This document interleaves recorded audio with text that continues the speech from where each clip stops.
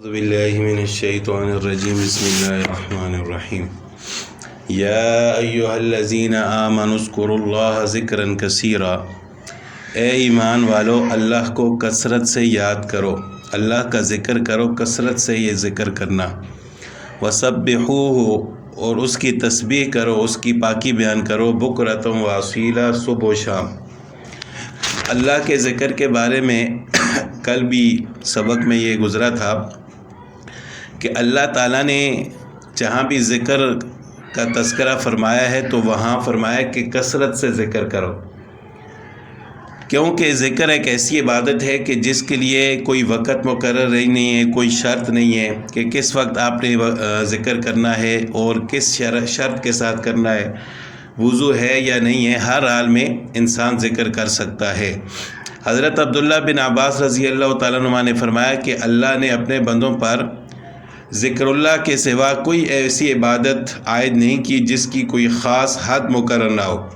یعنی ہر نماز، ہر عبادت کی کوئی حد مقرر ہے لیکن اللہ کے ذکر کی کوئی حد نہیں ہے۔ امام احمد رحمۃ اللہ علیہ نے حضرت ابو درداء رضی اللہ تعالیٰ عنہ سے روایت کیا کہ رسول اللہ صلی اللہ علیہ وسلم نے صحابہ کرام کو خطاب کر کے فرمایا کہ میں تمہیں وہ چیز نہ بتلا دوں جو تمہارے سب اعمال سے بہتر اور تمہارے مالک کے نزدیک سب سے زیادہ مقبول ہے اور تمہارے درجات بلند کرنے والی ہے اور تمہارے لیے سونے چاندی کے صدقات و خیرات سے بھی بہتر ہے، اور اس سے بھی بہتر ہے کہ تم اللہ کے راہ میں جہاد کے لیے نکلو اور تمہارا دشمن سے مقابلہ ہو، تم ان کی گردنیں مار دو اور وہ تمہاری۔ صحابہ کرام نے عرض کیا کہ یا رسول اللہ صلی اللہ علیہ وسلم وہ کون سی چیز اور کون سا عمل ہے؟ تو رسول اللہ صلی اللہ علیہ وسلم نے فرمایا کہ ذکر اللہ، وہ اللہ کا ذکر ہے۔ اسی طرح امام ترمذی رحمۃ اللہ علیہ نے نقل کیا ہے کہ حضرت ابو ہریرہ رضی اللہ تعالیٰ عنہ نے فرمایا کہ رسول اللہ صلی اللہ علیہ وسلم سے میں نے ایک دعا سنی ہے جس کو کبھی نہیں چھوڑتا، اور وہ یہ دعا ہے کہ اللہم اجعلنی اعظم شکرک، یا اللہ مجھے ایسا بنا دے کہ میں تیرا شکر بہت کروں، واتبع نصیحتک، اور تیری نصیحت کا تابع رہوں، واکثر ذکرک، اور تیرا ذکر کثرت سے کیا کروں، واحفظ وصیتک، اور میں تیری وصیت کو محفوظ رکھوں۔ تو اس میں رسول اللہ صلی اللہ علیہ وسلم نے اللہ تعالیٰ سے اس کی دعا کی ہے کہ یا اللہ مجھے ذکر کثرت سے کرنے کی توفیق عطا فرما۔ اسی طرح ایک اعرابی نے رسول اللہ صلی اللہ علیہ وسلم سے عرض کیا کہ اسلام کے اعمال و فرائض و واجبات تو بہت ہیں، آپ صلی اللہ علیہ وسلم مجھے کوئی ایسی مختصر جامع بات بتلا دیں کہ میں اس کو مضبوطی سے اختیار کر لوں۔ تو رسول اللہ صلی اللہ علیہ وسلم نے فرمایا کہ لا یزال لسانک رطبا بذکر اللہ تعالی، یعنی تیری زبان ہمیشہ اللہ کے ذکر سے تر و تازہ رہنی چاہیے۔ تو یہ اللہ کے ذکر کی کثرت کے بارے میں رسول اللہ صلی اللہ علیہ وسلم نے کئی احادیث میں بیان فرمایا کہ آپ کی زبان ہر وقت اللہ کے ذکر سے تر رہے، آپ کثرت سے ذکر کرنے والے ہوں۔ تو انسان اگر کرنا چاہے تو وہ ہر وقت اللہ کا ذکر کر سکتا ہے، اسی وجہ سے اللہ تعالیٰ نے فرمایا کہ اللہ کا ذکر کثرت سے کرو۔ وَسَبِّحُوهُ بُكْرَةً وَأَصِيلًا، اور صبح و شام اس کی تسبیح بیان کرو۔ صبح و شام کا ذکر یا تو یہ بھی کثرت کے لیے ہے، عام طور پر ہم کہتے ہیں کہ صبح و شام ہم یہ کام کرتے ہیں، اس کا مطلب یہ ہوتا ہے کہ ہم کثرت سے یعنی ہر وقت اس کام کو کرتے ہیں۔ تو صبح و شام کرنے کا مطلب یہ ہے کہ یعنی ہر وقت اللہ کی تسبیح کرو، اور اگر صبح و شام کو کہ خاص وقت کو بھی مراد لیا جائے کہ صبح کے وقت اور شام کے وقت اللہ کی تسبیح کرو، تو اس کا مطلب یہ نہیں ہے کہ یہ دو وقت مقرر ہیں اللہ کی تسبیح کریے، بلکہ یہ ایسے اوقات ہیں کہ جب فرشتوں کی حاضری ہوتی ہے، جو فرشتے زمین پر ہوتے ہیں وہ اعمال لے کر اوپر جاتے ہیں اور اوپر والے فرشتے نیچے آتے ہیں، تو اس وجہ سے اللہ تعالیٰ نے فرمایا کہ صبح و شام اللہ کی تسبیح کرو، لیکن یہ دو ہی وقت نہیں ہے بلکہ ہر وقت انسان اللہ کی تسبیح کر سکتا ہے۔ اور آگے اللہ تعالیٰ فرماتے ہیں هو الذی یصلی علیکم وملائکتہ، کہ اللہ تعالیٰ وہ ذات ہے جو تم پر رحمت بھیجتا ہے اور اس کے فرشتے بھی، لیخرجکم من الظلمات الی النور، تاکہ وہ تمہیں اندھیروں سے نکال کر روشنی کی طرف لے آئے، وکان بالمؤمنین رحیما، اور اللہ تعالیٰ کی ذات ایمان والوں پر مہربان ہے۔ اب یہاں پر لفظ ہے یصلی، جس کا معنی ہے رحمت۔ درود شریف کو بھی صلاح کہا جاتا ہے کیونکہ اس میں بھی رحمت کی دعا کی جاتی ہے۔ اللہم صلی علی محمد، کہ اللہ محمد صلی اللہ علیہ وسلم پر رحمت نازل فرما۔ تو یہاں پر رحمت کی نسبت اللہ تعالیٰ کی طرف بھی کی گئی ہے اور فرشتوں کی طرف بھی، کہ هو الذی یصلی علیکم وملائکتہ، کہ اللہ تعالیٰ بھی تم پر رحمت بھیجتے ہیں اور اس کے فرشتے بھی۔ اب اللہ کے رحمت بھیجنے اور فرشتوں کے رحمت بھیجنے کا کیا مطلب ہے؟ اس لفظ میں صلاح اللہ تعالیٰ کے لیے بھی استعمال کیا گیا اور فرشتوں کے لیے بھی، لیکن دونوں کا مصداق الگ الگ ہے۔ اللہ کی صلاح اور رحمت تو یہ ہے کہ وہ رحمت نازل فرماتا ہے، اور فرشتوں کی صلاح اور رحمت کا مطلب یہ ہے کہ فرشتے اللہ تعالیٰ سے رحمت کی دعا کرتے ہیں۔ یعنی جو ایمان والے ہوتے ہیں، اللہ کا ذکر کرنے والے ہوتے ہیں، اللہ تعالیٰ ان پر رحمت نازل فرماتے ہیں، اور فرشتے بھی اللہ تعالیٰ سے دعا کرتے ہیں کہ یا اللہ اپنے ان بندوں پر رحمت نازل فرما۔ اسی طرح جب ایک بندہ دوسرے کے لیے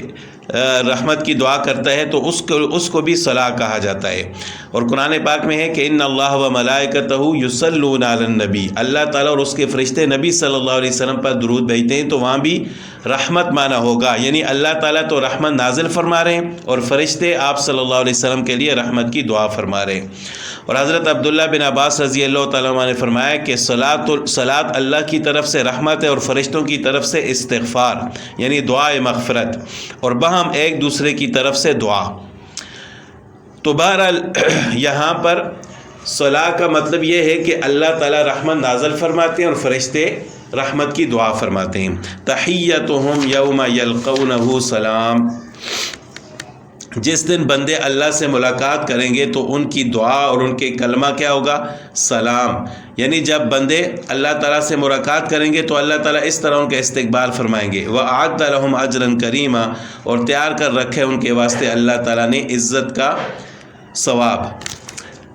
تحیہ کہتے ہیں ملاقات کے وقت جو الفاظ کہے جائیں، جس طرح مسلمانوں کا تحیہ سلام ہے، جب مسلمان آپس میں ملاقات کرتے ہیں تو السلام علیکم کہتے ہیں۔ تو جب بندے بھی اللہ تعالیٰ کے ساتھ ملاقات کریں گے، خاص کر ایمان والے، تو جس روز یہ لوگ اللہ سے ملیں گے تو اس کی طرف سے ان کا اعزازی خطاب سلام سے کیا جائے گا، یعنی السلام علیکم۔ اب اللہ سے ملنے کا دن کون سا ہوگا؟ امام راغب رحمۃ اللہ علیہ فرماتے ہیں کہ اس سے مراد قیامت کا دن ہے، اور بعض دوسرے ائمہ تفسیر فرماتے ہیں کہ یہ جنت میں داخلے کا وقت ہے،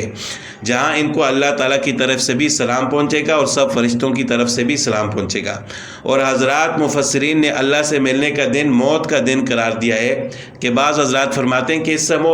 سے موت کا دن مراد ہے کہ جب انسان مرتا ہے تو وہ اللہ کے ساتھ ملاقات کر لیتا ہے، تو اسی وقت جو ایمان والے ہوں گے، اللہ کے فرما بردار بندے ہوں گے، تو اللہ تعالیٰ سلام کے ذریعے ان کا استقبال فرمائیں گے۔ اور حضرت عبداللہ بن مسعود رضی اللہ تعالیٰ عنہ سے روایت ہے کہ ملک الموت جب کسی مومن کی روح قبض کرنے کے لیے آتا ہے تو اول اس کو یہ پیغام پہنچاتا ہے کہ تیرے رب نے تجھے سلام کہا ہے۔ یا ایھا النبی انا ارسلناک شاہدا ومبشرا ونذیرا، یہاں سے اللہ تعالیٰ نے رسول اللہ صلی اللہ علیہ وسلم کی چند صفات بیان فرمائی ہیں کہ اے نبی صلی اللہ علیہ وسلم، ہم نے آپ کو بھیجا ہے شاہدن، بتانے والا، گواہی دینے والا، ومبشرن، اور خوشخبری سنانے والا، ونذیرن، اور ڈرانے والا، وداعیا الی اللہ باذنہ، اور اللہ کے حکم سے اللہ کی طرف بلانے والا، وسراجا منیرا، اور روشن چراغ بنا کر بھیجا ہے۔ تو یہاں سے اللہ تعالیٰ نے آپ صلی اللہ علیہ وسلم کی چند صفات بیان فرمائی ہیں کہ اے نبی صلی اللہ علیہ وسلم، ہم نے آپ کو شاہد، مبشر، نذیر، داعی اللہ، سراج منیر بنا کر بھیجا ہے۔ شاہد سے مراد یہ ہے کہ آپ قیامت کے دن امت کے لیے شہادت دیں گے، جیسا کہ بخاری شریف میں ہے، ترمذی شریف میں ہے۔ حضرت ابو سعید خدری رضی اللہ تعالیٰ عنہ سے ایک طویل حدیث ہے کہ جس کے بعد جملے یہ ہیں کہ قیامت کے روز نوح علیہ السلام پیش ہوں گے تو ان سے سوال کیا جائے گا کہ آپ نے ہمارا پیغام اپنی امت کو پہنچا دیا تھا؟ وہ عرض کریں گے کہ میں نے پہنچا دیا تھا۔ پھر ان کی امت پیش ہوگی، وہ اس سے انکار کرے گی کہ ان کو اللہ کا کوئی پیغام پہنچا ہو، وہ اس سے انکار کر دے گی۔ اس وقت نوح علیہ السلام سے پوچھا جائے گا کہ آپ جو پیغام حق پہنچانے کا دعویٰ کرتے ہیں، اس پر کوئی آپ کے پاس گواہ ہے؟ وہ عرض کریں گے کہ محمد صلی اللہ علیہ وسلم اور ان کی امت گواہ ہے۔ بعض روایات میں ہے کہ وہ گواہی میں امت محمدیہ صلی اللہ علیہ وسلم کو پیش کریں گے، اور خاص کر اس امت کے اعمال جب پیش ہوں گے تو آپ صلی اللہ علیہ وسلم اپنی امت کے اعمال کی گواہی دیں گے۔ تو بہرحال شہادت کے ذریعے اپنی امت کی تصدیق اور توثیق فرمائیں گے کہ بے شک میں نے ان کو یہ اطلاع دی تھی۔ اور امت پر شاہد ہونے کا ایک مفہوم عام یہ بھی ہو سکتا ہے کہ رسول اللہ صلی اللہ علیہ وسلم اپنی امت کے سب افراد کے اچھے اور برے اعمال کی شہادت دیں گے۔ دوسری صفت ہے مبشر۔ مبشر کا معنی ہے بشارت دینے والا۔ مراد یہ ہے کہ آپ صلی اللہ علیہ وسلم اپنی امت کے نیک باشرہ لوگوں کو جنت کی خوشخبری سنانے والے ہیں۔ اور نذیر کے معنی ڈرانے والا۔ مراد یہ ہے کہ آپ صلی اللہ علیہ وسلم امت کے لوگوں کو اللہ تعالیٰ کی اور اپنی خلاف ورزی پر نافرمانی کے عذاب سے ڈرانے والے بھی ہیں کہ اللہ کے عذاب سے ڈرو، اگر اللہ کی نافرمانی کرو گے تو جہنم میں جانا پڑے گا اور اللہ کا عذاب چکھنا پڑے گا۔